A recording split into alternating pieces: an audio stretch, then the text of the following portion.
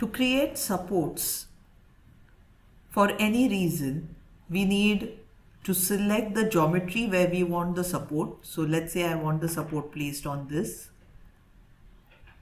I can choose whether I want square or round. I can choose the height of the support. So let's say in this case I'm putting it at 2.5, opting for square. I can play with the flip of it, the flip Y. Wherever you click, observe that there is a point to insertion inside, so you don't have to worry, and it will be perpendicular to the surface where you have clicked. You can likewise opt for round as well. Let's reduce the height to maybe 1.5.